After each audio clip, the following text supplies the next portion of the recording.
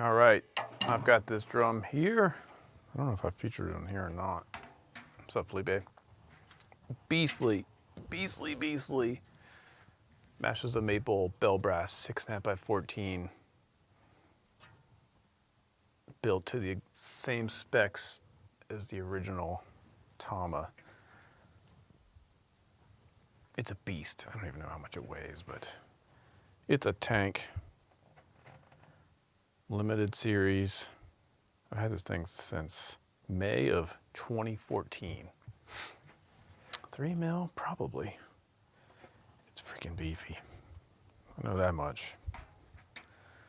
So we're gonna mess with the tuning. I've got it cranked right now to kind of start here. Yeah, it's bronze. It's cast bronze.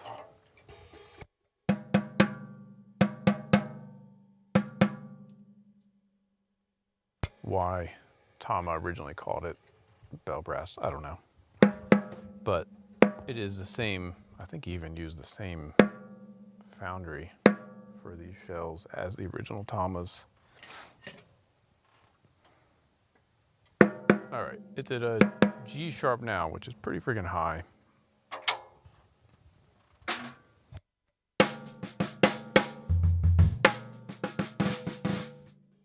I have a power coated or a power center reverse dot batter head on it and like 1/4 of a gel. That's all it takes.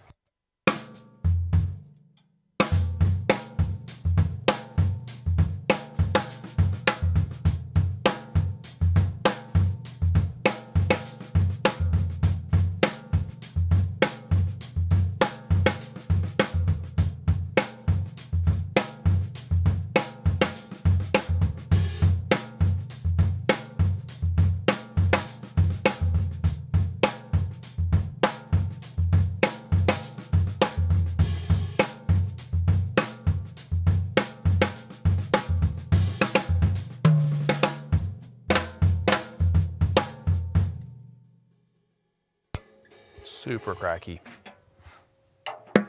This drum actually hasn't gotten a ton of use in my studio because it kind of overpowers everything. But now I think I'm starting to figure it out. So I'm gonna go down a half step to G.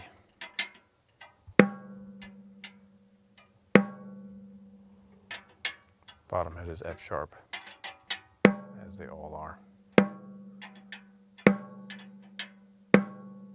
Fundamental is 195. That's what I'm looking for.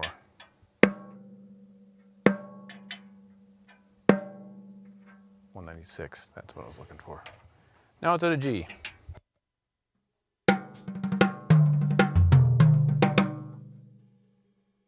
It is 10 lugs. 10 lugs, big old die cast tubes. I don't know if these are cast bronze or just die cast. They're beefy.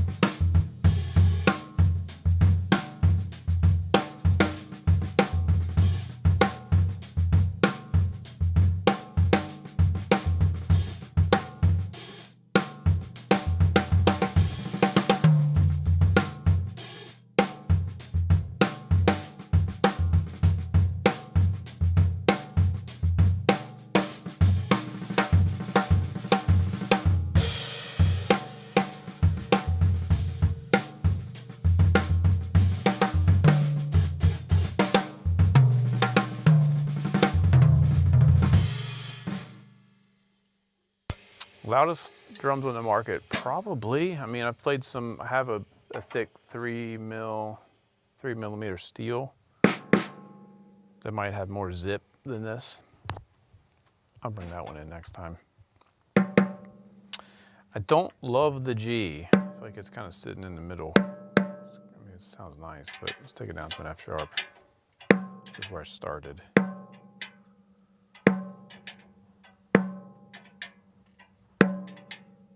Which is 185 hertz for a new one. Playing along. Yeah, I'm starting to feel more power out of the shell. There we go, 185, F sharp.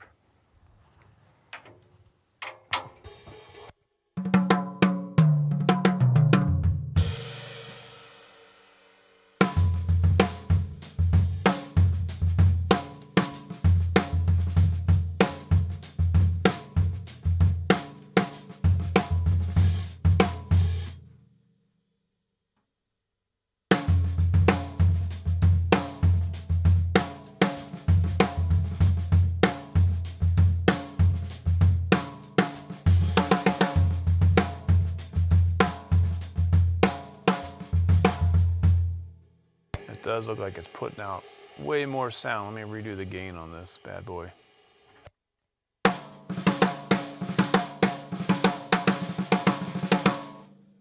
Yeah, 1 dB of gain on the mic pre.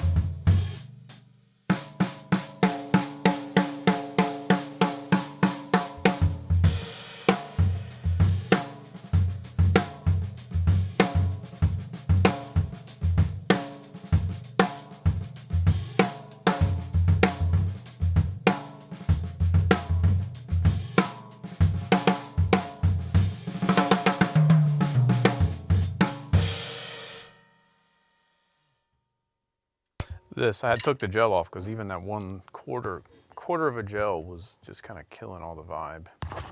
I like it wide open. What application would this drum be good for? Well,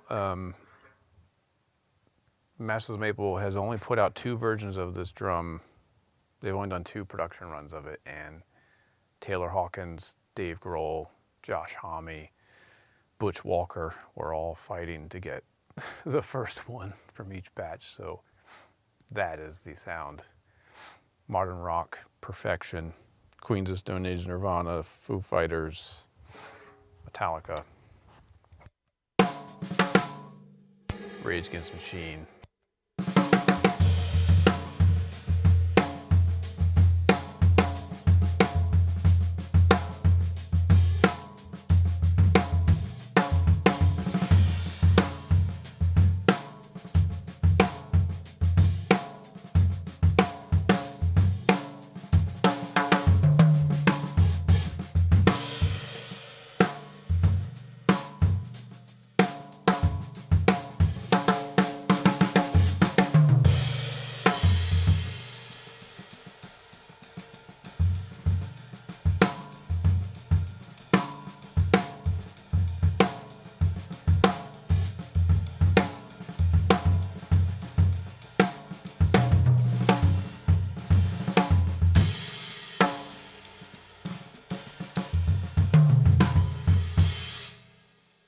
What's kind of crazy about these bell brass drums is the first artist to use them was Elvin Jones. So some of that late 70s, early 80s, I guess it'd be early 80s, mid 80s stuff that Elvin played was on a bell brass.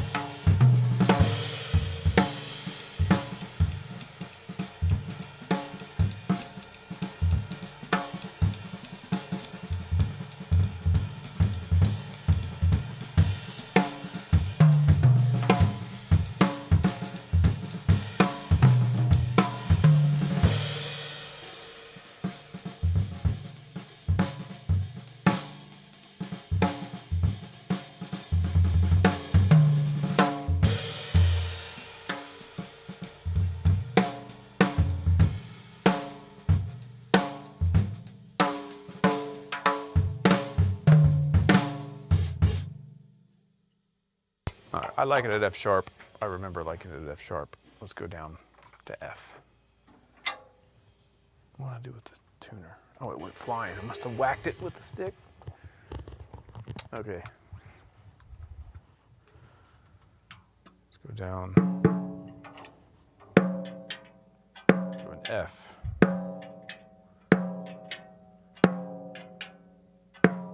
Might need the gel back. We shall see.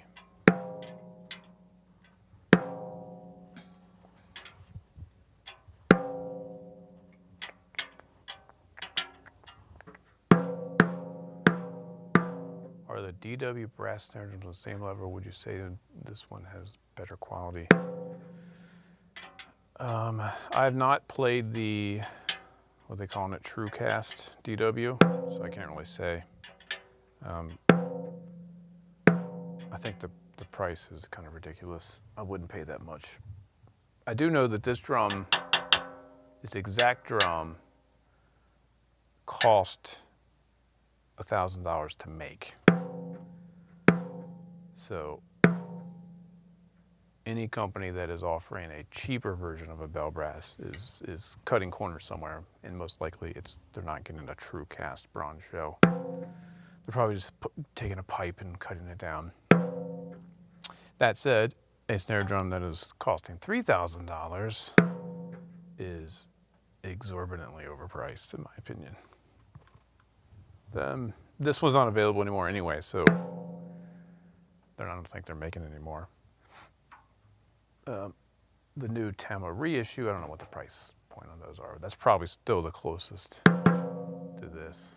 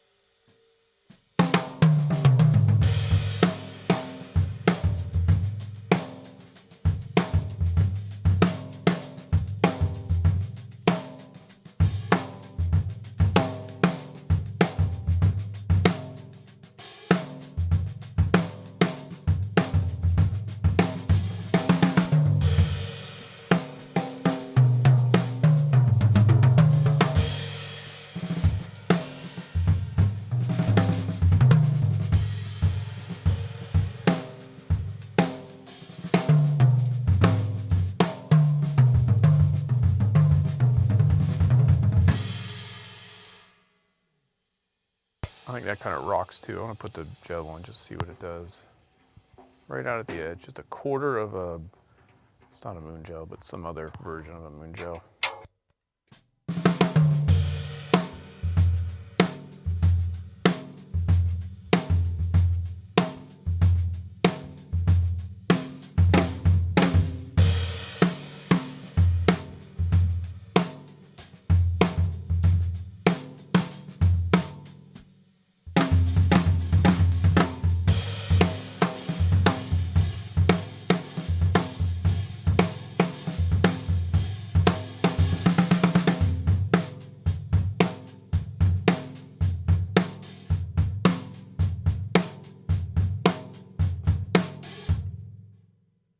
crazy how just 1/4 of a gel really tightens it up, dries it up, gets it right into Dave Grohl world.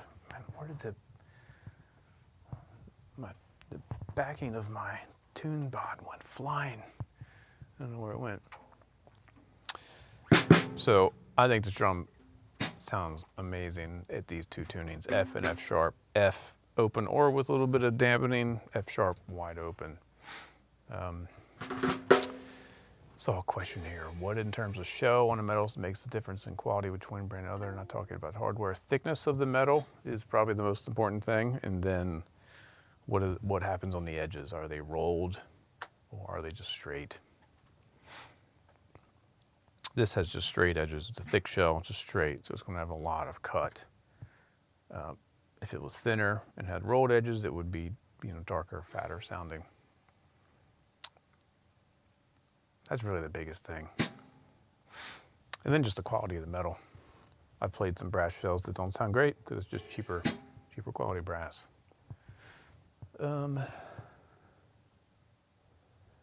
Yes, the Tama dry aluminum is like a hi-fi acrylite. It's just like a acrylite HD.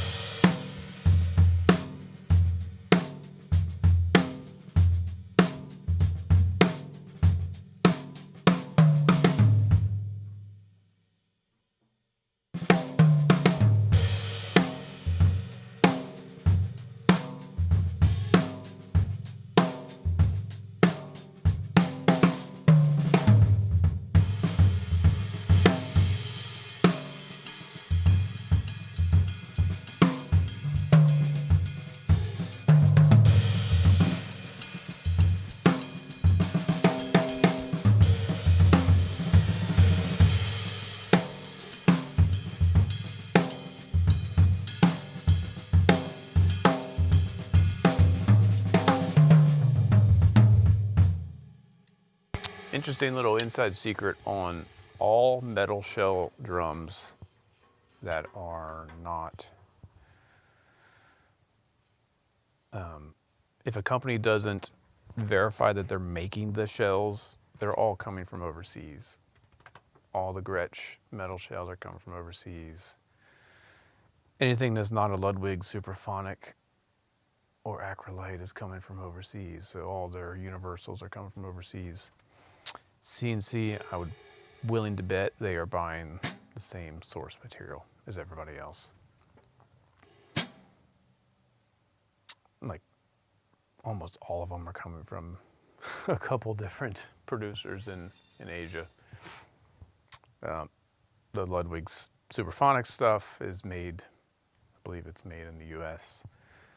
And obviously the heavy cast stuff is made here in the US, but almost everything else, if it's a rolled thin metal shell, it's coming from 1 or 2 different factories.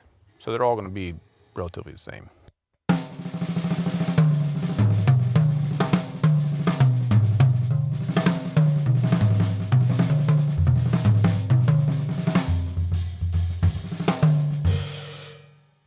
Taiwan. Most of them are made in Taiwan.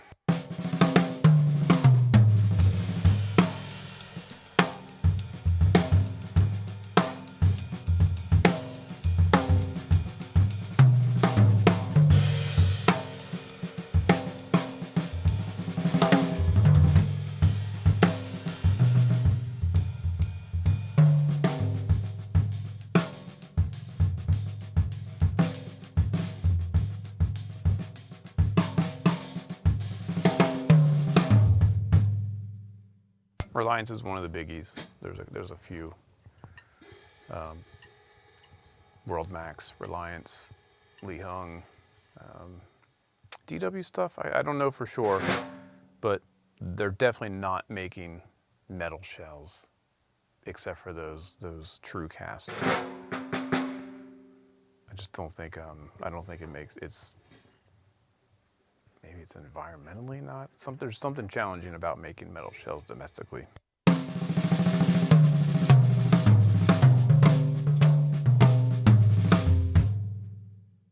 But it's worth looking into. I don't know for sure. But I don't think they're, you know, have a machine shop over there, except for the you know, someone's making their true cast for them in the US.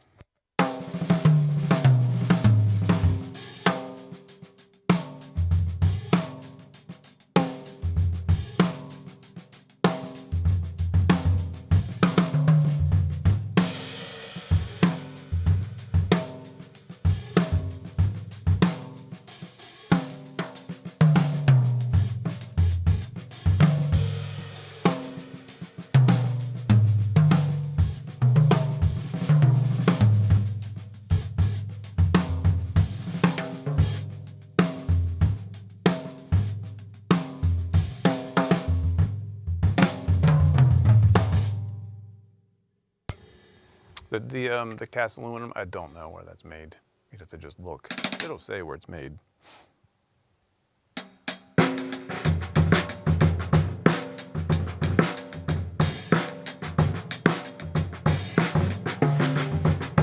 So what's the vote? You think this lower or a half step higher?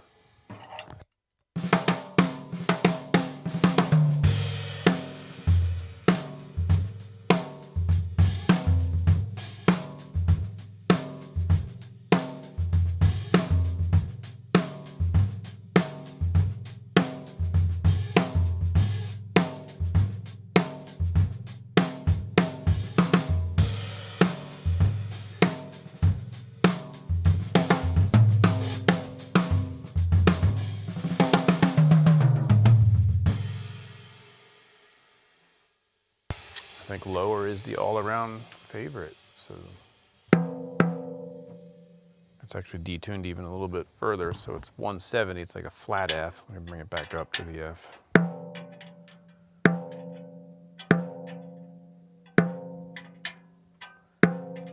There's F.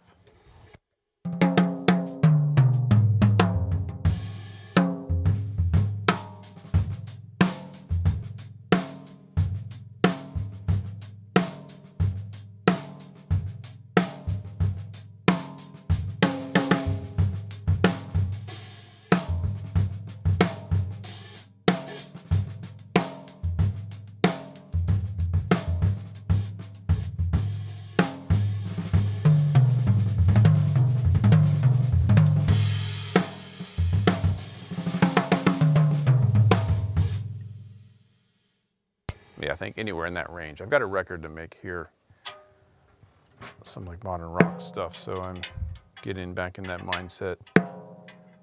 This drum's definitely going to be used, probably on the whole thing.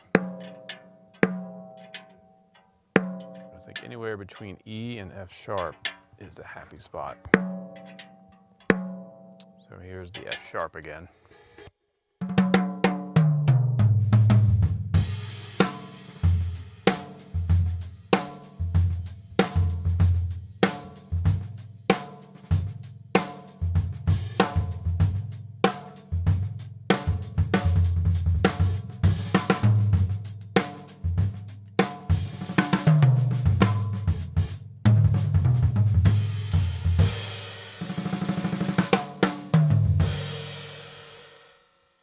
Yeah, I like it.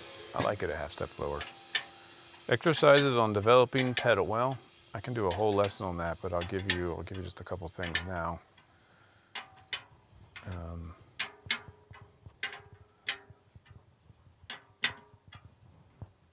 It's all about working slowly. In control. It's not speed so much as it is clarity and control.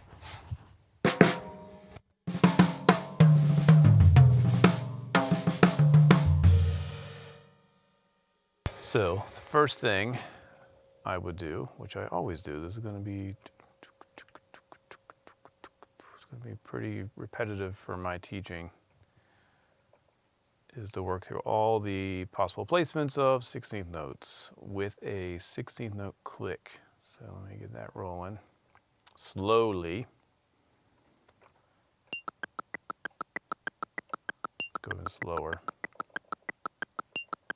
80, which still isn't slow, but what circumstances would you absolutely go to a 5-inch depth snare over a versatile 6-inch like Super or Black Beauty? Tempo, if it's super fast, and if it's got a lot of intricate playing, I will go with a 5. A 5-inch Black Beauty can cover a whole lot of ground, and then match that with a 6.5 Superphonic aluminum, and that can cover all the metal sounds that I usually need. This is a more kind of specialized thing for modern rock, but yeah, tempo usually, and dynamics. If I'm playing quieter, I'll go shallower. If I'm playing more intricate, I'll go shallower. If I had to choose one drum, it'd be a 6.5. Okay, so all the placements of 16th notes, 1 16th note per beat.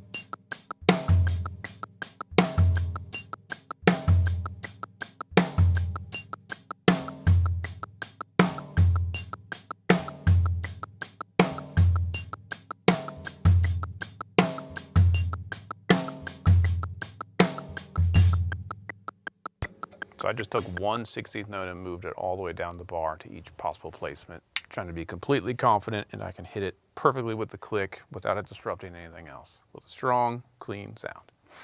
And I'll go into the next step here in a second. 5-inch better choice for brushes in general, 5, 5.5, but I just did a track with brushes and I was using a 6-inch Jatoba, Bucks County. Deeper's fine. My buddies here in town, they play jazz for a living, modern jazz, big band, fusion. They both use 6.5 by 14 maple snares for everything. Brushes, sticks, quiet stuff, loud stuff.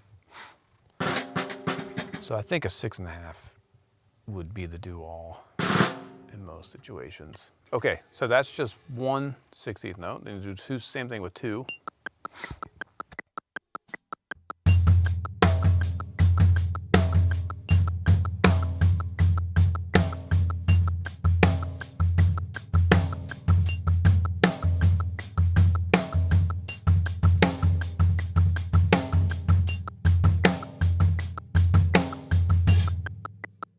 I just rushed through them all, but that was all the possible placements of 2 16th notes per quarter note.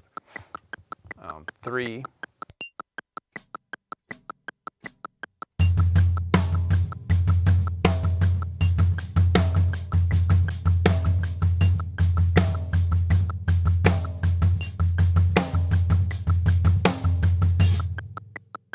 Again, I would do each one of those individually. I crammed them all in a row, and then all 4.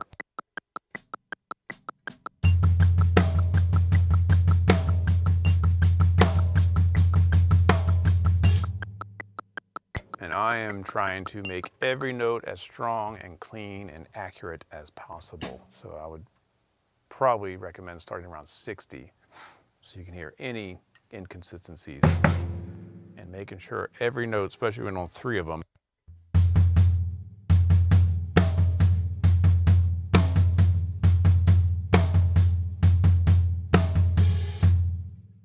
is completely the same strength, full leg power. And then you just start improvising.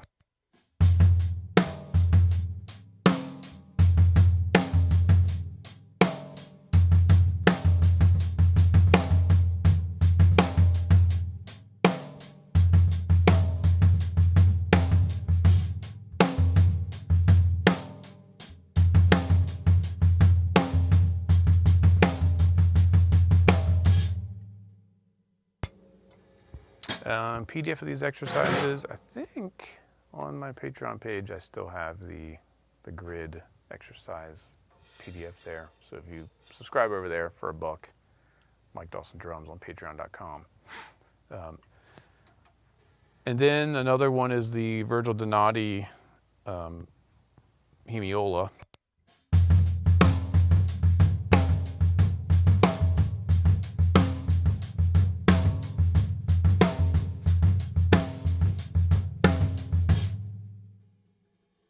That is a good one for a lot of things. So let's do that with the metronome.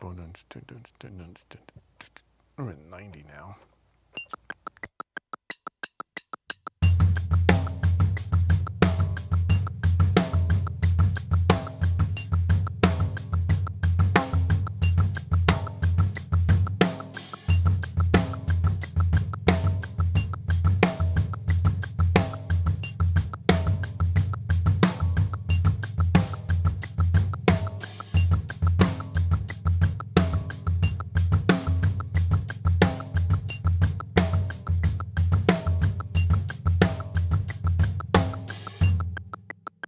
Right, and then displace it. So instead of starting on B1, start on the E.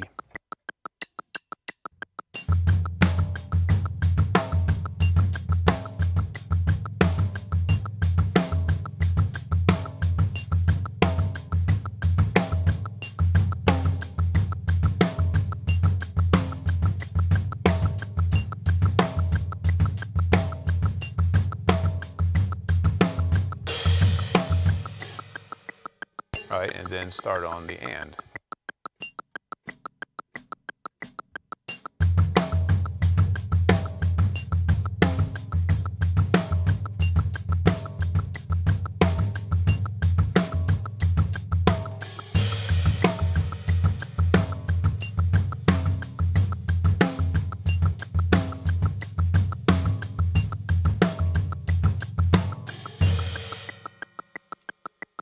That is great for developing all kinds of stuff. Double control, hearing cross rhythms, timing, phrasing. So that's a really good one. Really kind of cooks.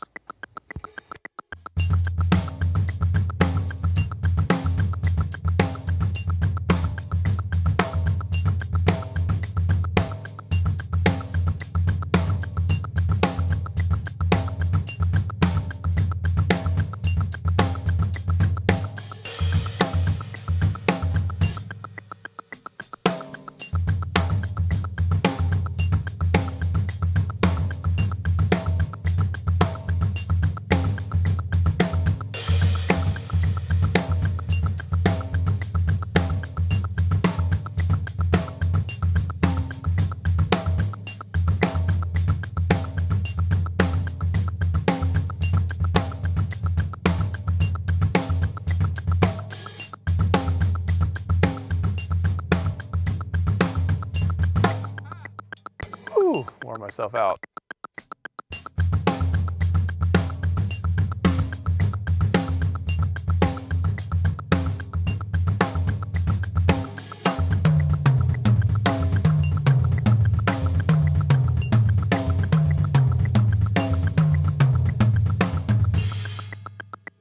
Then you've got a fill idea by doing that. 3-note groupings, hands 2 with the foot.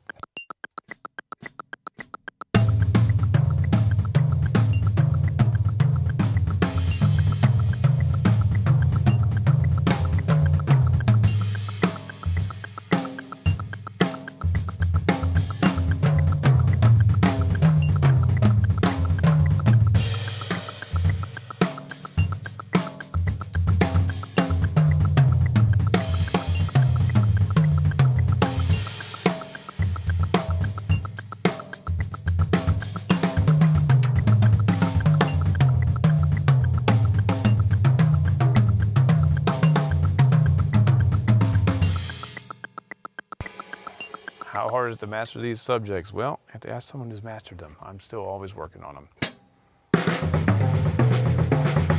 And then the last thing I would say, there's a million things here to do, but the Dave Weckl constant 16th idea. The blush shot I don't play. I don't play at all.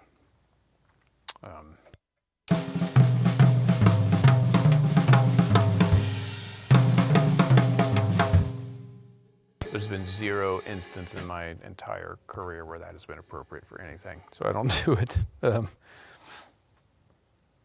Oh, the Weckl thing. So constant 16th notes. Let's go. I'm back to 90. 2 with the hands, 2 with the feet, or the opposite. 2 with the feet, 2 with the hands.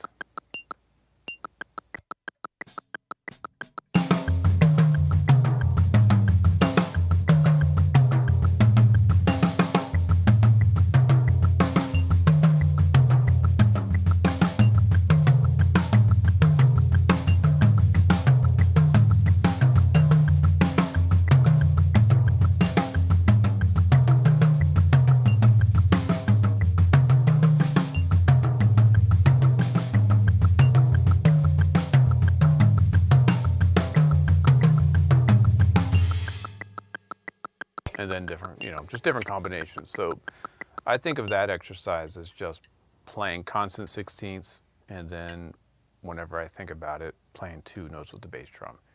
Trying to hit all the possibilities on the downbeat, starting on the E, the and, or the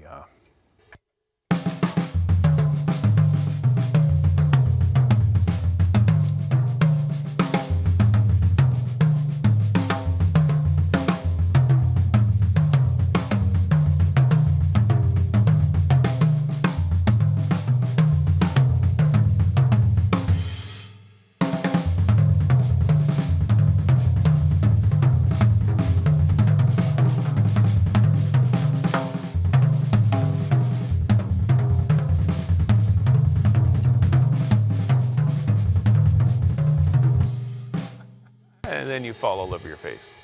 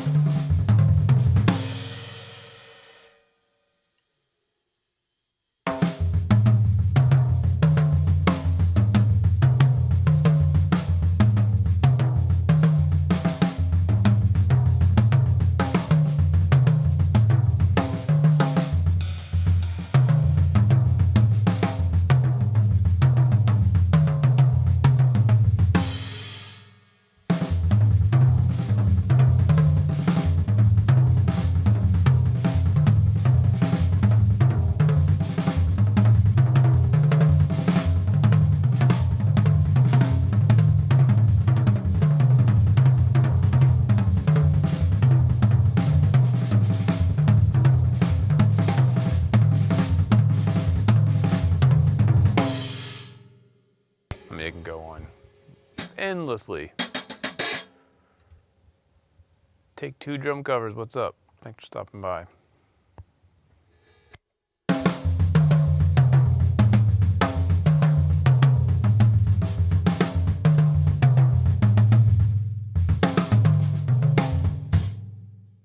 All right, so that is a quick impromptu how to build bass drum. Speed and control.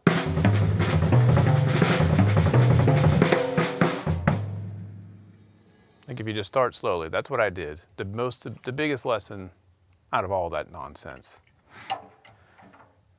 is you have to start out very slowly to make sure that you can hear exactly what you're playing. You want to make sure that you and the metronome are 100% locked up, no gap, no air gaps, no space, and that both notes are crystal clean. You don't want the second note to be weaker or like just different tonalities. You want them to be exactly the same. So whatever you got to do technique-wise, heel up, heel down, it's irrelevant. Hear the sound in your head, your foot and leg will produce it. So just start super duper slowly.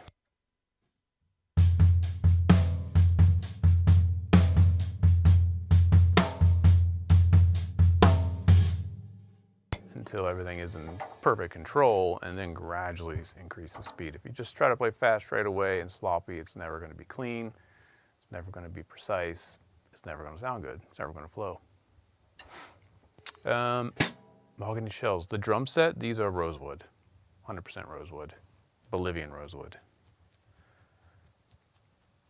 And I've got a matching snare over there that kills, and I've got an ebony snare in the final stages of being built right now, plus a couple little small, a little 4x10 and a 6x12. So I've got some new snares coming. That's why I've been doing all this snare drum inventory, to kind of find the spot sonically for everything.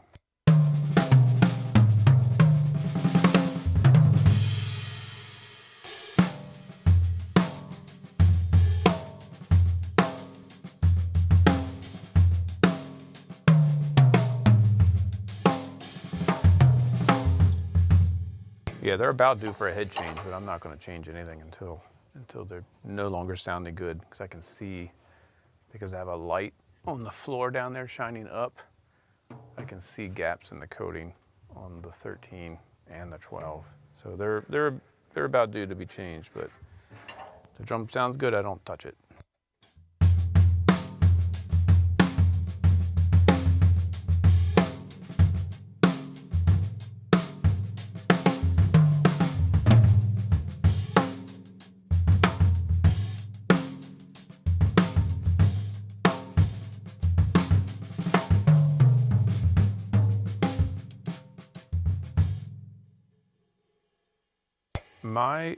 I tell everyone this with the metronome: start as slow as you need to in order to make sure you can hear everything.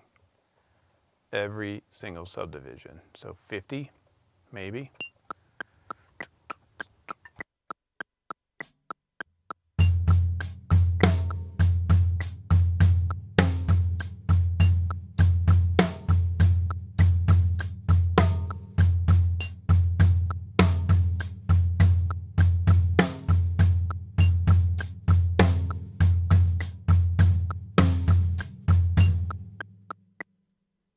Right, and if that's the tempo you need to go at, fine. I know at that tempo I played every 16th note as close to humanly possible to the click with what my nervous system can do.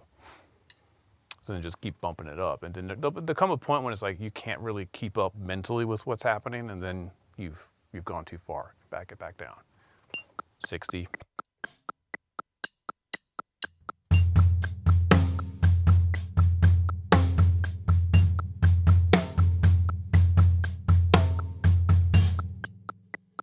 All right, that still feels good, but I bet if I went up to like something crazy, 110.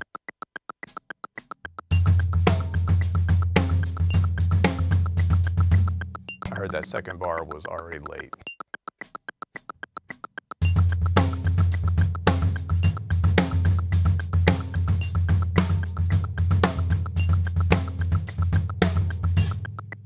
All right, that's pushing the limits of what I can hear, so I would just back it up and just find where's that spot where you can hear everything perfectly.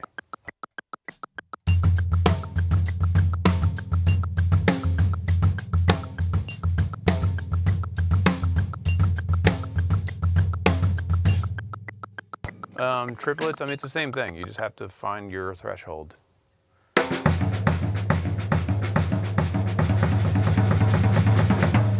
Like, I want to be able to hear those precisely.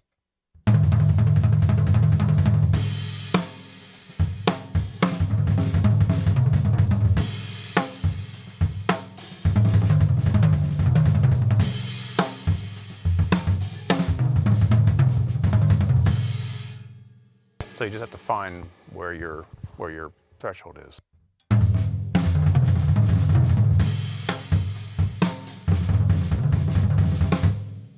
Like, that's too far for me. It's just becoming a blurry mess. But start slowly.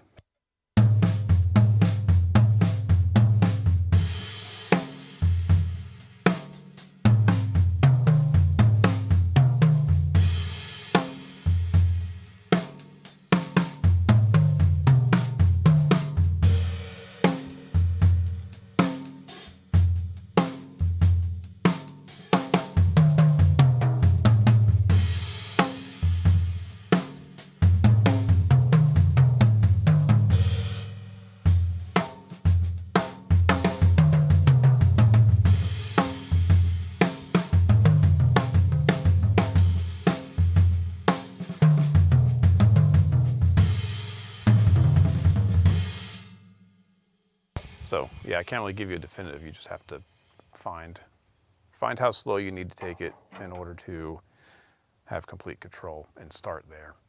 See you, Adam. And don't put, you can practice this stuff away from the kit too. You know, you can just tap on your thighs, and that's a really good gauge of how clean you are. Like that one's good, this one wasn't. My left side is not. So you can practice this stuff without drums for sure. All right, got to roll. End of the day here. So that's the bell brass matches the maple snare, which is a freaking beast. If they ever come back out with them and you have the cash and you need a drum that can do this freaking powerhouse sound, snag it. It's the best. And they're good people.